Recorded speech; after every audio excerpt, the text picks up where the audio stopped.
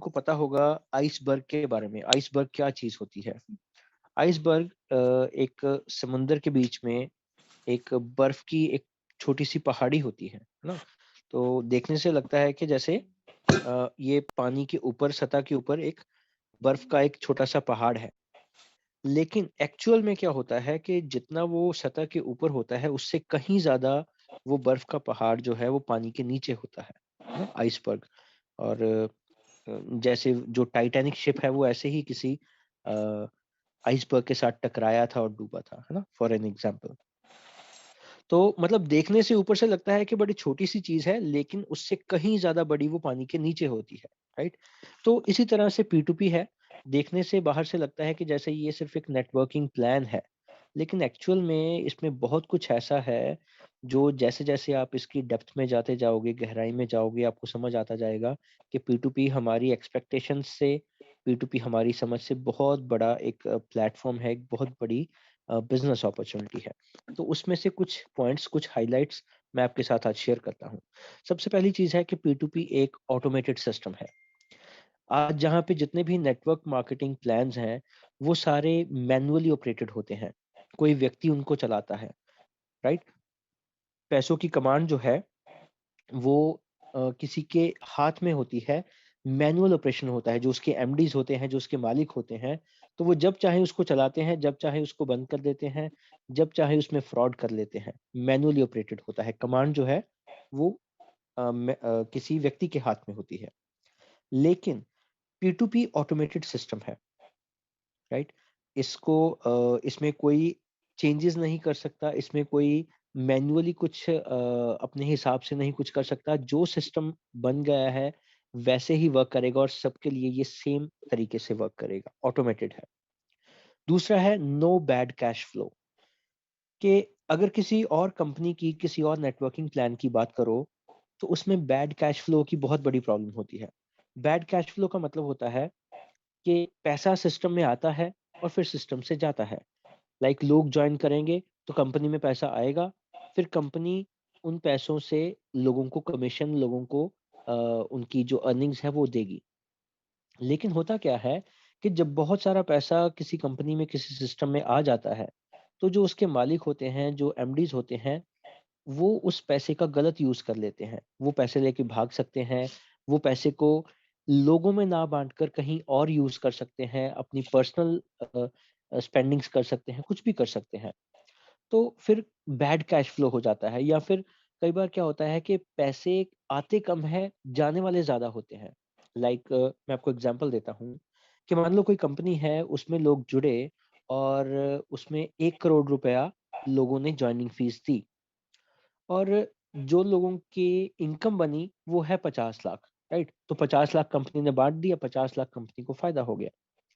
लेकिन कभी ऐसा भी हो सकता है कि जुड़ने वाले कम हो गए और जिन लोगों की इनकम बनी थी वो ज़्यादा है।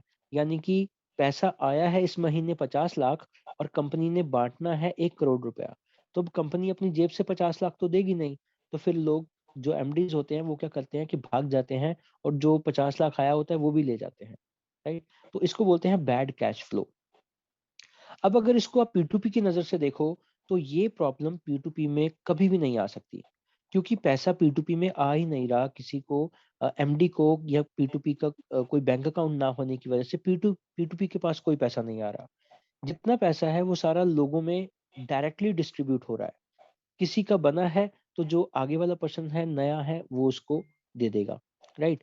बना है, जो नया आएगा तो दे देगा पुराने को, नया आया है तो दे देगा पुराने को। मतलब एक जगह पे इकट्ठा नहीं हो रहा, कहीं बैड कैश फ्लो नहीं हो सकता। आगे बात करते हैं 100% डिस्ट्रीब्यूशन, जहाँ पे बाकी सारी कंपनीज़ में 100% डिस्ट्रीब्यूशन पॉसिबल ही नहीं है। पॉसिबल क्यों नहीं है? क्योंकि उसमें प्रोडक्ट्स होते हैं। अब प्रोडक्ट्स कोई भी कंपनी अपनी जेब से तो देगी नहीं। जो लोगों का पैसा आ रहा है, उसमें से कुछ पैसे को यूज़ करके प्रोडक्ट दिया जाएगा। अब अगर ₹100 आया, उसमें से ₹20 का प्रोडक्ट दे दिया, तो अब 80 बचे ना। 100 को तो नहीं बाँट सकते क्योंकि 20 तो पहले ही प्रोडक्ट आ गया। अब कंपनी अपना फ़ायदा भी रखेगी। उस 100 में से अ, मान लो ₹20 कंपनी ने खुद के लिए रख लिए, है ना? उसके अलावा और बहुत सारे चार्जेज़ होते हैं कंपनी को चलाने के, स्टाफ के, ऑफ़िस के, राइट?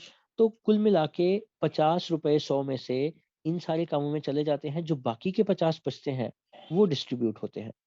अगर कोई कंपनी चाहे भी कि मैं 100% डिस्ट्रीब्यूशन कर दूं, वो पॉसिबल ही नहीं है, क्योंकि कंपनी को कंपनी चलाने के लिए पैसे चाहिए और प्रोडक्ट भी है, राइट?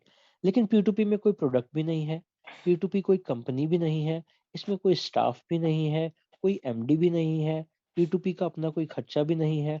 तो इस वजह से जितने भी पैसों का इसमें इनपुट होती है वही सारी आउटपुट हो जाती है। 100% डिस्ट्रीब्यूशन हो जाती है, जो कि किसी भी और सिस्टम में पॉसिबल नहीं है। देन आगे है इंस्टेंट पे आउट्स, कि जब भी आपकी इनकम बनती है वो उसी वक्त आपके डायरेक्टली बैंक अकाउंट में रिसीव हो जाती है। आपको वेट नहीं करना पड़ता। ऐसा नहीं है कि 15 दिन में क्लोजिंग होगी, 1 हफ्ते में क्लोजिंग होगी, महीने बाद पैसे आएंगे। आपको जितनी इनकम होती है सेम डे या मैक्सिमम नेक्स्ट डे रिसीव हो जाती है। और नेक्स्ट है फील प्राउड टू शेयर। अगर आप कोई और बिजनेस प्लान कर रहे हो, तो उसमें अगर आप प्रोडक्ट्स बेच रहे हो तो हम हिचकिचाते हैं किसी के साथ वो शेयर करने के लिए, है ना? किसी के घर पे जाके बोलना हो कि मुझे आप ये साबुन तेल शैम्पू यूज करो हमारी कंपनी का, आप ये यूज करो, आप ये खरीदो, वो बहुत मुश्किल काम है।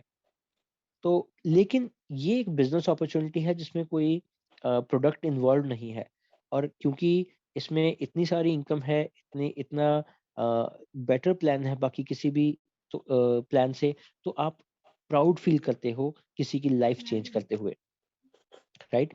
देन ये ग्लोबल अप्रोच है। आप सिर्फ इंडिया में नहीं, आप किसी भी कंट्री में इस बिजनेस को कर सकते हो। देन प्रमोट करना बहुत आसान है, क्योंकि ज़्यादा इसमें कोई टेक्निकल चीज़ें नहीं है, सिंपल सा प्लान है, समझ आ जाता है और समझाने में भी आसान है। और 100% लीगल है, क्योंकि इसमें कोई इल्लीगल एक्टिविटी नहीं है, दैट्स व्हाई इट्स 100% लीगल। और सबसे इम्पोर्टेंट चीज़ जो मुझे लगती है कि इसमें आप खुद के बॉस हो, आप किसी के लिए काम नहीं कर रहे। और लास्ट है स्टेबल एंड लॉन्ग लास्टिंग, कि ये हमेशा टिका रहने वाला बिजनेस है, और कभी भी इसमें कोई ऐसा प्रॉब्लम नहीं आएगी कि आपको इसमें सोचना पड़े कि ये शायद बाकी के कंपैरेटिवली अच्छा नहीं है, राइट? सो बेस्ट प्लान है, कैरियर ओरिएंटेड है, आप इसमें अपना फ्यूचर बना सकते हो। तो दोस्तों ये है आज का ट्रेनिंग सेशन। तो आई एम सॉरी आज हम क्वेश्चन आंसर्स नहीं करेंगे, लेकिन आई होप कि आज के टॉपिक से आपने काफ़ी कुछ इन्फॉर्मेशन गैदर की होगी। कल सुबह दोबारा 8 बजे फिर से मिलेंगे किसी नए टॉपिक के साथ। आई एम रियली सॉरी कि आज हम डिस्कशन नहीं कर पाएंगे।